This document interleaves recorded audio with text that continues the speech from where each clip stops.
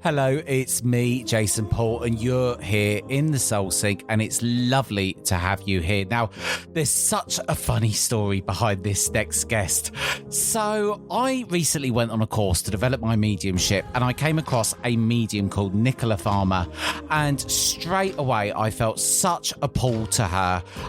The way that she explains mediumship, her knowledge is just absolutely incredible, and I felt like I was drawn to her like a kind of long-lost spiritual sister. And then the funniest thing happened. We went to give each other one another's number, and she was saved in my phone as the Jedi. And I thought, the Jedi? I would never save someone into my phone like that. So then me and Nicola went on a quest, because I was then saved in her phone, and we had no recollection of that at all. So what then ended up happening was Nicola found that I'd messaged her. So in the very early days of Soul Sync, I recorded a lot of episodes when I was testing out the concept. I was still, to be quite honest with you, just trying to work out what was going on because the spirit world had come into my life at such force. And then I was doing a podcast about it, and my brain was about to implode, in all honesty. But me and Nicola actually recorded a conversation, and this is today's episode. So I have to tell you, firstly, Nicola is one of the most wonderful, most knowledgeable mediums, and she's got such a beauty and authenticity to her mediumship, which is truly, honestly wonderful to see. And to have her on the podcast, not just once, but twice, because this is part one of a part two. Because when I was on the course with Nicola, I said to her, Nicola, please come on to the Soul Sync. And it turns out I'd already had her on. I'm surprised she even agreed to come back to me, quite honest with you, because I thought I'd lost the recording, and now I've found the recording again. Anyway, quite a lot of drama and quite a lot of story behind this episode. So anyway, there really is something that happens when you sit with someone who truly understands the unseen, not kind of in theory, not in performance, but in lived experience. And that is our next guest, Nicola Farmer. And today's conversations really is one of those moments. You're going to hear a lot about mediumship, about connecting to spirit, and about the idea that there's something more beyond this physical world. Now, in mediumship, to sort of truly open yourself up, to trust something that you can't see, and to allow that connection to guide your life really is quite something. Now, Nicola is someone who doesn't just talk about this work, she really does live it. There's such a depth to her, a calmness and a knowing that comes from a real sense of with the other world. Not forcing, not trying, just allowing, which is the true essence of mediumship. And that's where this conversation begins. Enjoy. So, Nicola, firstly, a massive warm welcome onto the Soul Sync podcast. Thank you. Very excited to be here. I'm very excited to be here. Honestly, before we pushed the record button, we couldn't stop talking, so I don't think we're going to be short of things to say today. So, to start off, sorry, go on. Anybody that's watching this that knows me will be aware of that anyway. Honestly, we've got so many similar threads, and obviously I'm going to be asking you so many questions about mediumship, I'm sure, as this goes on. But I've introduced you. You haven't heard the introduction because obviously I don't do these live because they're such tongue twisters. So tell me about you to begin with. About me? Well, you can go back as far in time as you like, before your birth, your reincarnation. Go back to the beginning of time of the universe. Start wherever you like. Well, when I used to be a witch. Did you? In a previous life, yeah. Yeah, I have full memory of it. It's amazing. However, in this lifetime, I began to understand that there was a bit more to me than the human part, probably about 20 years ago when I had chronic fatigue. And it was just like this whole debilitating part of my life that actually was my awakening. So I'm very grateful for it now, although at the time it really wasn't very pleasant. And so I started to come out the other side. And my sister died when she was younger, when she was 8. And after I started to come out the other side of the chronic fatigue, she started to appear to me in dreams. And it wasn't just a regular dream. We were having conversations about things that had happened since she died. We were having conversations about things that are going to come up. So I happened to mention this to a medium, and he said, well, they're not just dreams. And I said, yeah, I know. And then I said, I'd love to do what you do. And he said, you would? And I was like, holy crap, where did that just come from? So he actually started to teach me to meditate. And within a couple of sessions, these sort of spirit guides were appearing.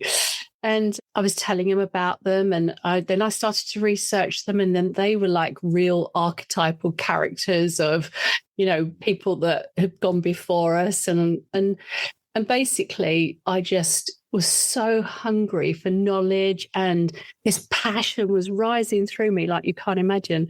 And we probably can actually. I can.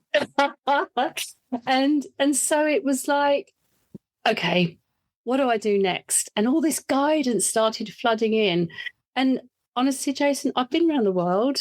I've been to so many different places on like spiritual adventures and looking at different teachers and so many places and things that have crossed my path, which, to be honest, there have been times when, as you probably know, you could walk in the opposite direction and it's like, I can't do this anymore. It's too much. It's overwhelming.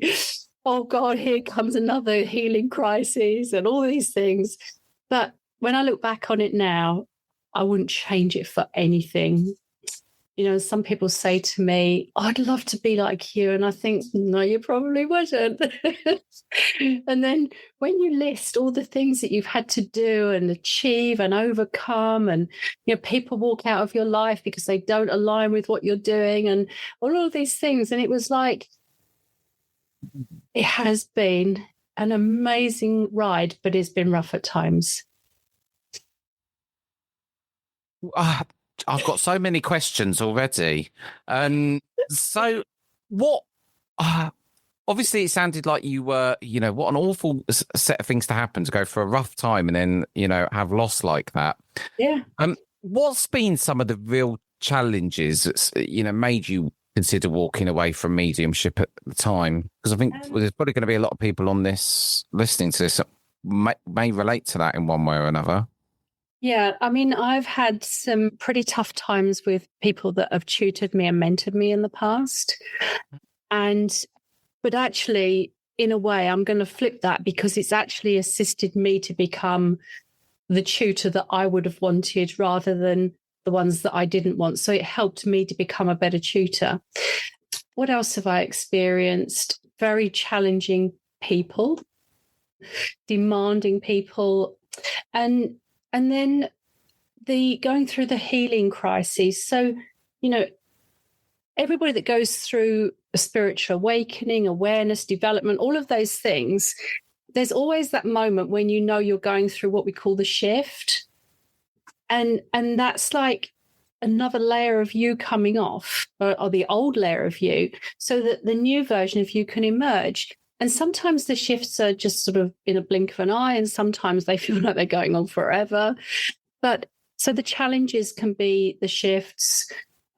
But, I've never, ever been challenged by spirit, ever.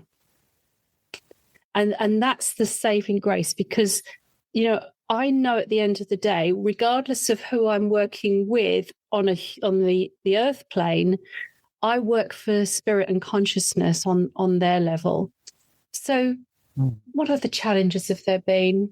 You say going through shifts. Yeah. How would you describe a shift? How would I know if I'm in one? Well, the first thing is you might want to walk away. Right, yes. Okay, tick box 1. I'm potentially in a shift.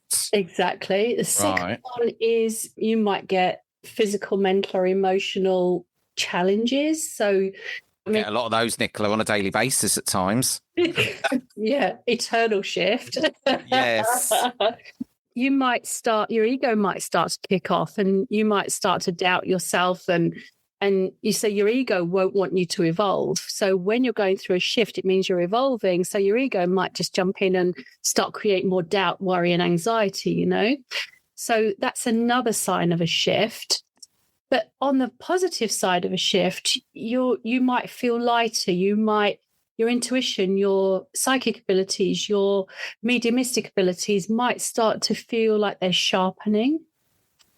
You might feel hungry for knowledge, and you start searching. And you know how these days we talk about going down rabbit holes. Oh my God, I go down loads of those, Linda. Nicola, why am I calling you Linda now? I think you just said that word. Nicola, what am I on about? I'm getting so absorbed in the conversation. I feel that at the moment. I feel like I have a thirst for knowledge. I had one of my students, and she rang me one Saturday morning, and she said, I can't get out of bed. She said, I've just about had enough. She said, I'm going to throw all my spiritual books away and all my crystals. And I said, oh, are you really? So she said, yes. I said, get your butt out of the bed and go and buy another crystal and go and buy another book. Do you know what? Honestly, I do think I'm in a bit of a shift at the moment, but I think I've been in a shift it feels like it's a very long shift. How old are you? I am 36. Oh, well. 36 years of shifting, that's a lot. Yeah, I would say that I feel that my current shift is probably maybe 18-month shift. That's a long one, but then you see if it goes on that long, Jason, you've got to question what you're resisting. Yeah, that is also very true. So these are the rabbit holes we can start going down. Exactly. Because you know what they say, what you resist persists. Yeah, it's funny when you say, what am I resisting? I don't really know what I'm resisting. I know there must be something. Yeah, likely, because that's a long shift, 18 months. Oh, maybe I'm exaggerating. No, maybe it is a long one. I do feel that in the last, well, maybe I'm being unfair on myself. We could go down so many rabbit holes of reflection. Yeah. So how would you say, on the subject of shifts, how have you kind of overcome yours over the years? What's made you keep going? How have you navigated these yourself? Well, I used to resist them, so I know exactly what that means. Okay. And I used to feel like I was in the depths of despair, the drama of it all. Now I surrender to them. And so if I feel a shift coming on, it's like I start to feel irritable or a heaviness, or I might even start to get headaches. So what I would do is drink a lot more water. I would sit with my spirit team and say, okay, point out to me what direction I'm going in. Tell me what I can do to enable this shift to be moving with grace and ease. And honestly, I just listen to my body. I listen to guidance and I just follow it.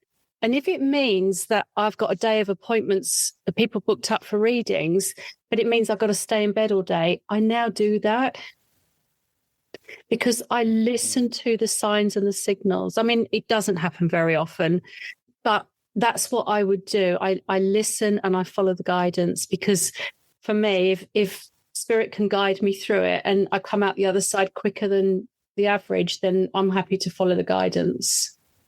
I think that's a very good policy. I'm listening to myself much more these days. If I don't feel something, I do not do it. That's right. Which may come across as stubborn at times and perhaps unwilling. But, or lazy. do you know what? There's one thing I don't think anyone could accuse me of is laziness, actually. Good. Fantastic. Yes, I think that's one thing. So you do a lot of different things in your time.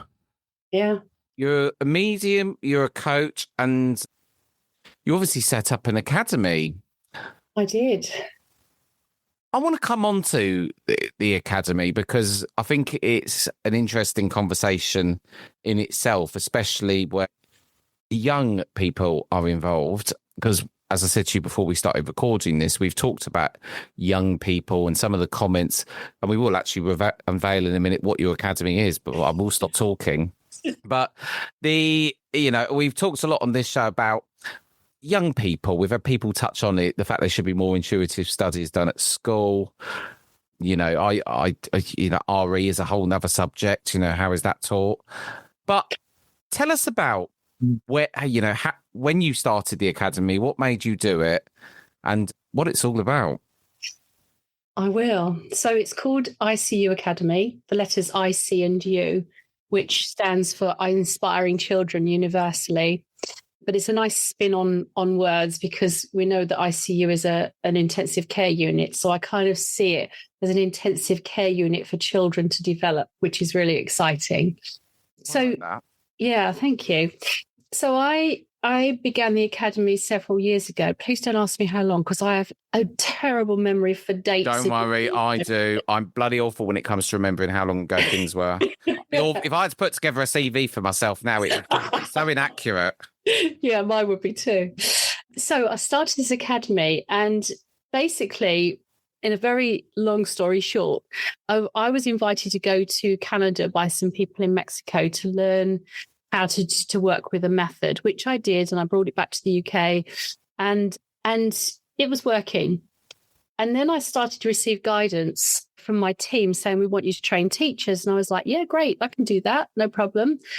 So I approached the people in Mexico and I told them my guidance, and the doors shut, literally. So I went back to them and I said, well, what do I have to do to reach this level to be able to train teachers? Well, they gave me so many tasks, it was practically impossible. So I tuned into the energy of these. Why was that? I think it was that they were very protective. And I mean, to be honest, when I did this in Canada, it was the first time in years, first time ever that it'd been taught outside of Mexico. So they were very protective and possessive of it, really. Anyway, so I just literally walked away. I carried on working with the children because that's what I'd paid to learn to do. I was certificated to do it. So I thought I'd just carry on with the children. And then I've got this voice in my head saying, but we want you to train teachers. And I'm like, go away, leave me alone. I don't have the blessing of the people in Mexico, so just go. So there was this period of silence, and then this voice starts again. And, well, we really would like you to train teachers. And I said, I've told you I will not do it. And then this voice said to me, but you haven't asked us how. Mm-hmm. Where was this? Was this, just a voice when you was meditating? Yeah. But and so I have this open dialogue all the time now. So it wasn't just meditation. Yeah. So I can switch to the voices and listen to them at any moment. So I said, okay, fascinating. How do I do it? And my guide said, get a pen and paper. And they downloaded this method. So I wrote everything down. I put it into a format. I started working with the children on it. They loved it because the downloaded method was snappier. It was more modern. It was fast. It was, less technical, left-brained. It was so much more right-brained. And so because it was another method, I put a teacher training program together, birthed the academy, and it all rolled out, and the rest is history. We'll be right back. Hello there, Soul Sync, it's me. I interrupt this episode for just a moment to ask if you find this podcast at all helpful, please leave a review on the platform where you listen to them. It helps other people to find it and it means the world to me. Now enjoy your episode.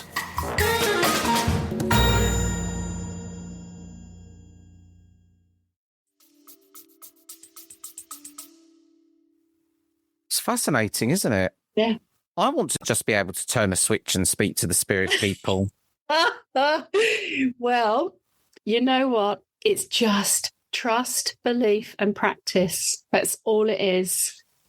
I say all because it does take a lot of dedication, and in a 3D world, Jason, there's 4 components to moving beyond a 3D world, and that is trust, belief, acceptance, and confidence.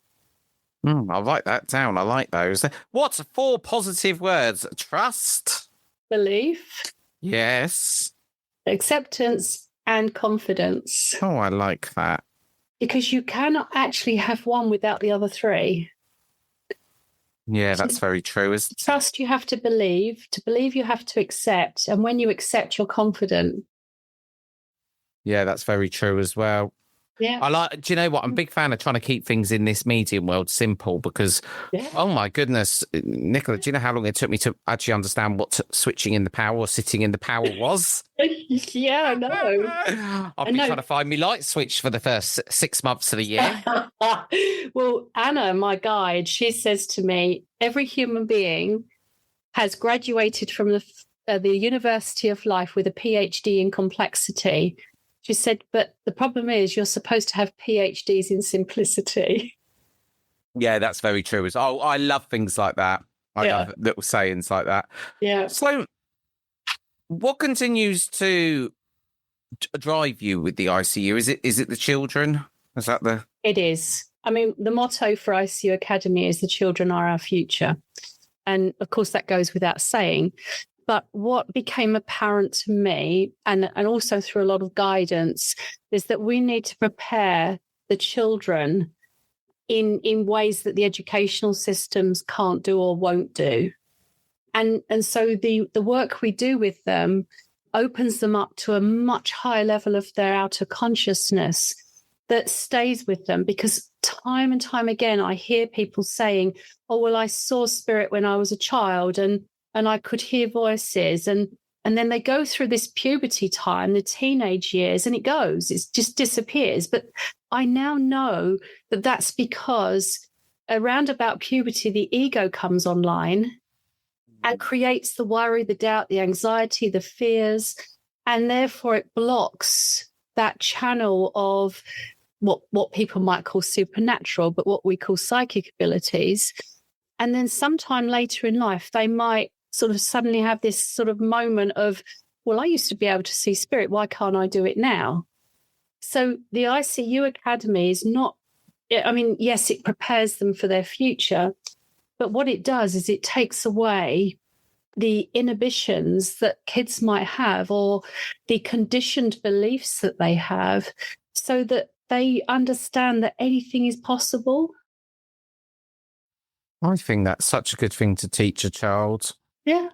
I wish I'd been taught that. I sort of had I sort of kind of learned that. Do you know what? I think because my circumstances were a bit funny growing up, I very much had to almost convince myself that, anything was possible. Because my school was so bad, honestly, it was just an awful school. It was an all boys school, and do you know where my secondary school was? In the town that the word chav derived from. There'll probably be some people listening to this in Australia or America, but they won't realise what that word means. I think it's quite a British word, but it's very British. But we understand. It's just a bit rough. Yeah, just a little bit. Fascinating. There's so many. When I was going through your website, I'm sort of looking into, some of the stuff that you do. I found, honestly, it's so much of it just absolutely fascinating on some of the different modalities that you kind of practice. One thing that I've been reading into recently is about the vagus nerve. Oh, yeah. And I've got a book at the moment that I must admit it's on my bookside table, and I've read the first few pages of it, and it seems fascinating. The thing is, my eyes are getting bad. I need to get a set of new glasses because it's in quite tiny font, and I'm struggling to read it. But what can you tell us about the vagus nerve? Let me just say something to you. There's a very old-fashioned saying: "Healer, heal thyself." Yes. To sort your eyes out. Yes. That's why I've got them on now. It's all right. Vagus nerve. Well, again, I stumbled across this down a big, big, deep rabbit hole I didn't even know what the vagus nerve was. I didn't even know we had one in our bodies. And a lot of people don't. But the vagus nerve is a nerve that runs from the gut to the brain stem, the lower part of the brain. And it's part of the autonomic nervous system. So the autonomic is is based on the sympathetic and the parasympathetic. The parasympathetic is what we call rest and digest, and the sympathetic is fight or flight, so survival mode. And I discovered that, the majority of people are absolutely stuck in fight or flight. We go through periods of life. I mean, the pandemic is just one huge example of fear. Okay. And so the vagus nerve is either toned or undertoned. So if it's toned, you're in parasympathetic, and if it's undertoned, you're in sympathetic. But as I was going through all the research, because I was guided to put a healing modality together purely based on the vagus nerve, the research, Jason, was fascinating, because that nerve is responsible for so many aspects of your physical, mental, and emotional well-being, that it was like, well, if we work with one nerve in the body, what can it heal? What can we facilitate in that person that would give them an opportunity to heal in potentially 3 to 5 sessions? It's absolutely fascinating, isn't it? Yeah. I've been watching this program, which is really, really, really good. And now I've just completely put myself on the spot because I need to remember the name of it. It's called, I'll tell you, because it's so fascinating. And I've watched a couple of episodes. Oh, it's called Rewired by Dr. Joe Dispenza. Oh, yeah. Yeah. Have you watched it? No, I've heard of it. I haven't seen it yet. It's fascinating. It talks about, and it touches on that, actually, what you said. It talks about how you can change as a person, how you can change, but how change is uncomfortable because the chemical compounds in our brain, you have to almost step out of your reality to force change. And it talked about it on a in a way that was binding the science with the spirituality. And it made so much sense. He also made a really interesting point in it. And he said, if you can't explain something to someone, you don't know it that well. Yeah, exactly. Because I tried to explain sacred geometry a few times before to my mum. Say, we are basically on a matrix and a grid. And he said, I just honestly, Jason, it sounds fascinating, but I don't know what you're on about. No. Well, interestingly, with the ICU Academy, the work with the children, when we blindfold them and they can read a book. I saw, do you know what? I saw that on your video on the website. Yeah. And it actually made me start looking into blindfolds. I've been saying to my mum for ages that I want to start giving me picture of man or woman. Okay. Like from a catalogue or something. And I need to try and, using psychometry or whatever the kids actually don't use psychometry. They see through the eyes of their spirit. Okay, so tell us more about this method then. Okay, then I'll go back to the vagus nerve. So yeah. So when they start to see, they see. So you put a kid in a blindfold to start off with. Yes. Okay, a child. Right. Okay. Right. We put the child in the blindfold. The children are between the ages of 6 and 12. We put them in a blindfold and we take them through what we call an activation process. It's a bit like a physical meditation type thing. Okay. Then we sit them down and give them a book and ask them or tell them to tell us the colours they see on the page. We never ask them a question. We never say no, and we praise them for a whole hour, even if they're not, spot on. Okay.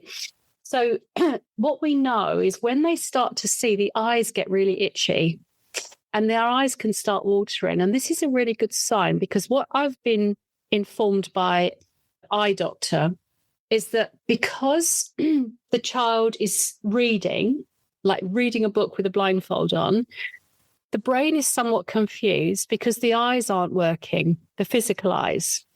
So the brain sends a little tiny electrical charge to stimulate the eyes.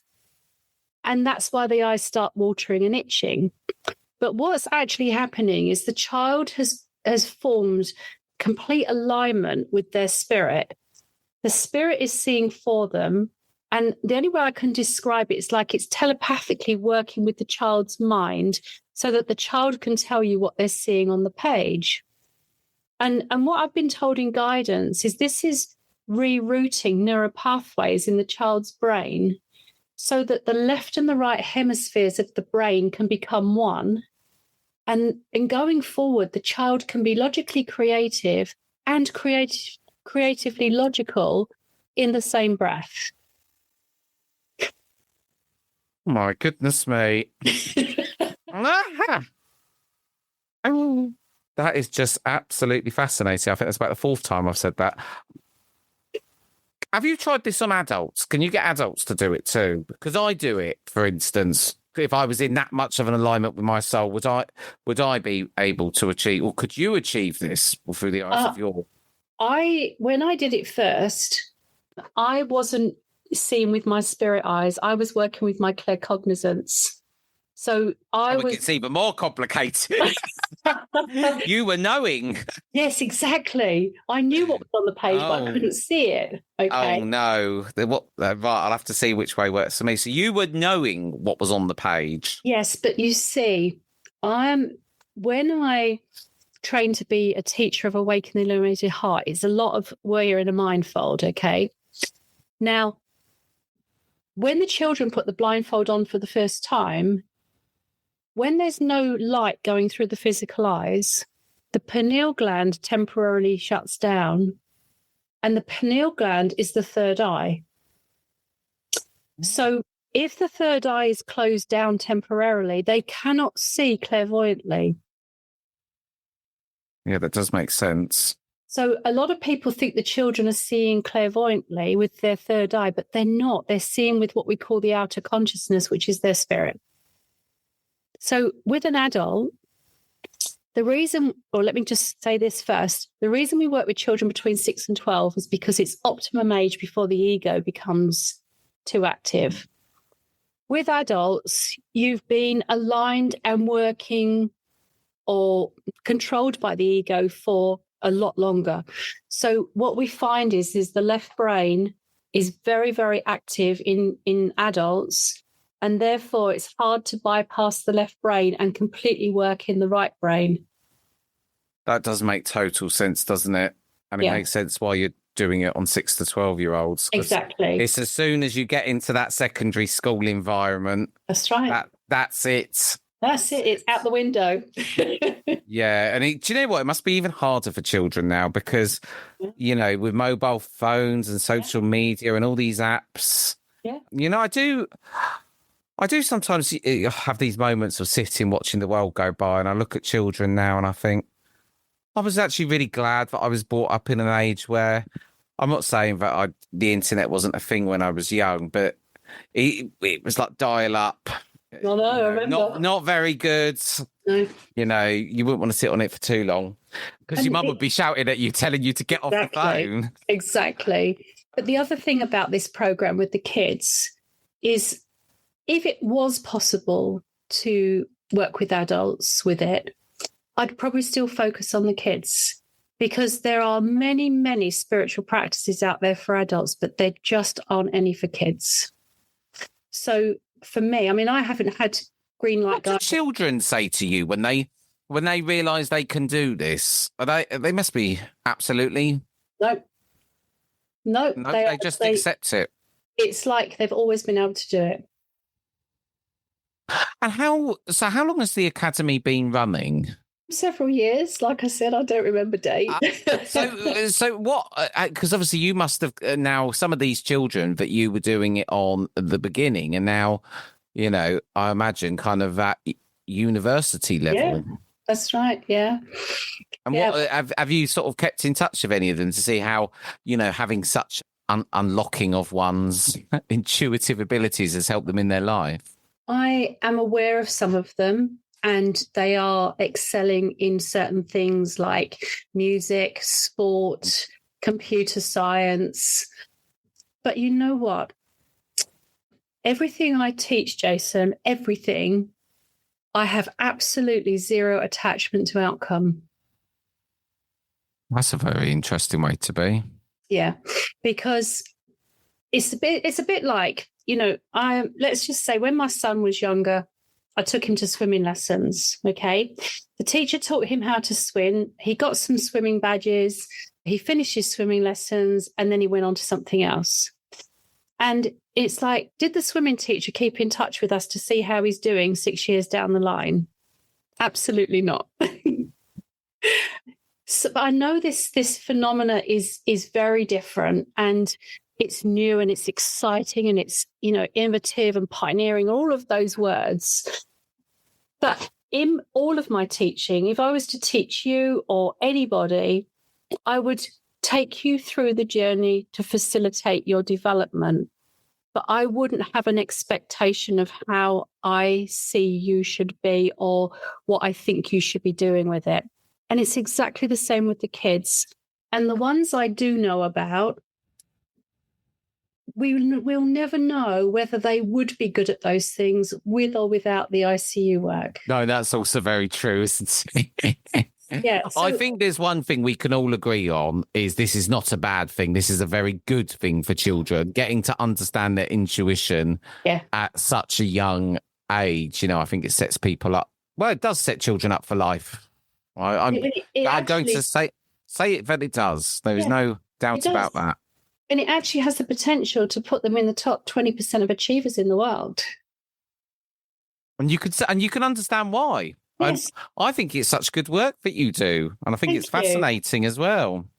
The scene with the blindfold is actually, if we look at it being the cherry on top of the cake, because not all kids see with a blindfold, but the transformation that they go through in education, in social skills, in confidence. I mean, so many parents report that their children become more loving.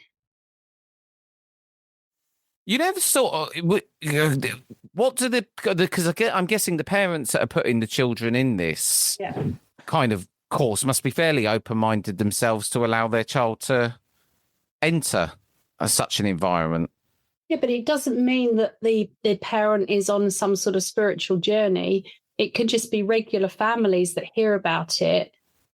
And when we say it's like a calling, when you can't unknow it. But sometimes it's the kids that find it first. I had a mother ring me and she said, I've got a 6-year-old and he found you on the internet and he'd really like to do your program. Can you tell me all about it? And I did. And she said, would you mind if my son spoke to you? And I said, no, that's fine. I had a 6-year-old interview me on the phone to see if I was the right person for him. I love that. I think that's so wonderful. That does sound like the sort of thing I'd do at 6. I wasn't backwards in coming forwards. No, oh, that's beautiful. It's a really nice story.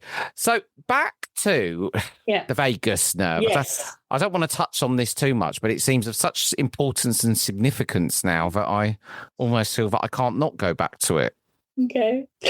Well, where I left off, what I was going to say to you, and the reason I went back to the ICU work is because the vagus nerve has the potential to heal so many things, like I said, physical, mental, emotional. Yes. But it's also connected spiritually. So we know we have our 7 energy centers called chakras.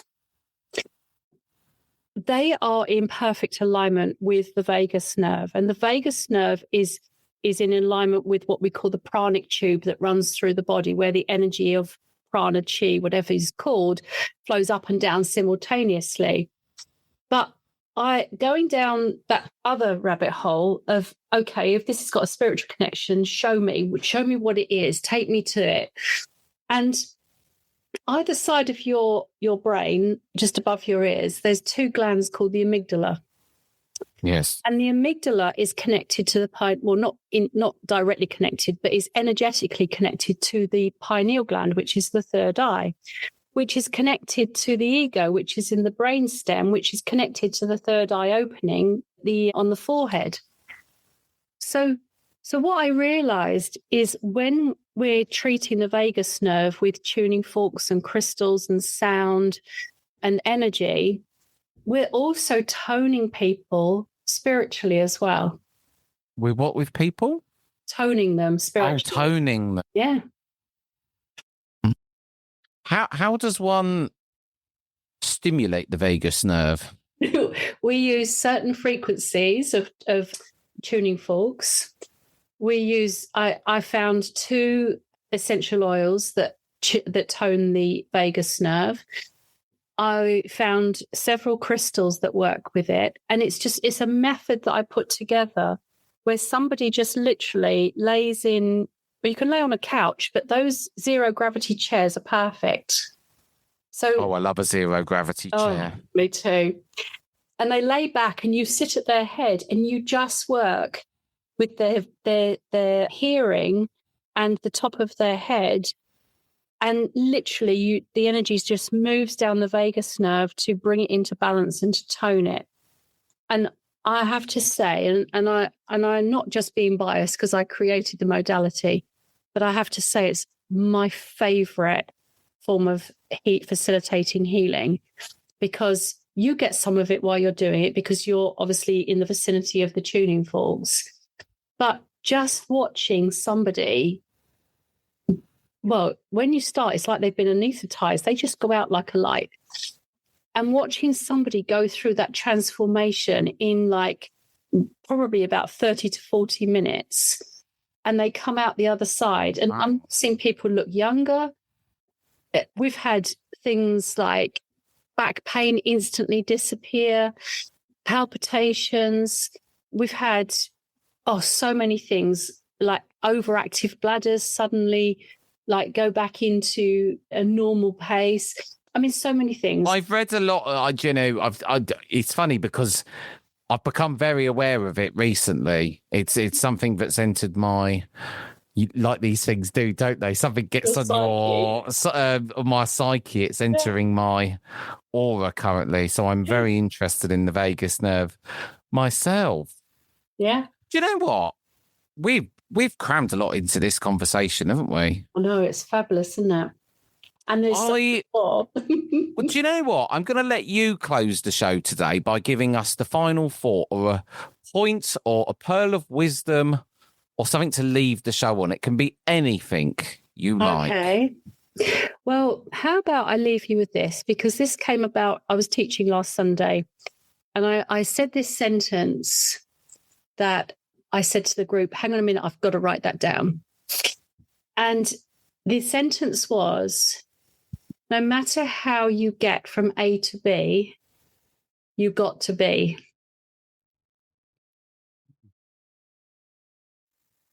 That is very it's very philosophical, isn't it? I stop and think about. Do you know what? Sometimes the most powerful words spoke are the fewest, aren't they? It's sometimes it doesn't take a lot. Because spirits say to me, you haven't earned the right to be called human beings, so we're going to call you human doings. Very true. Very true. Well, Nicola, it's been a delight. If you want to obviously find out about Nicola and her various different projects, I'll put all of the websites in the show notes where you can just click and find out more. But Nicola, thank you for coming on. It's been a delight. You're absolutely welcome. I've loved it. Thank you. Well, I hear you wondering, Jason, how is your mediumship going? It's going really well. Honestly, I couldn't trust the spirit world anymore. I tell you that because every time I ever go to do a reading, they're always there. And it does even blow my mind, that very fact that they're always there without fail. It's not the spirit world I don't trust at times with my mediumship. It's myself getting out the way. But in all seriousness, I'm actually doing my first platform reading online this Sunday. Eileen Davis is doing a evening of mediumship, and I'm doing platform mediumship. So of course I've got butterflies, of course, but I am just trusting in myself and the spirit world to know that they will be there, and I want to be the best vessel that I possibly can for them. But I've learned a lot in like the last year. It even blows my mind what I've learned into how far I've come with my mediumship. And it's just ever more evolving. I'm learning to delve more into the evidence, into the emotion, to bring through the messages that the spirit world want me to bring through. And it's such an honor, you know, to do mediumship. And, you know, I know it's my calling in life. I know it's what I'm here to do. I know my soul's plan is I put on this world to help people and to be that beacon of light. And I want to step into that power more than ever before. Soul Sync. So until next time, goodbye.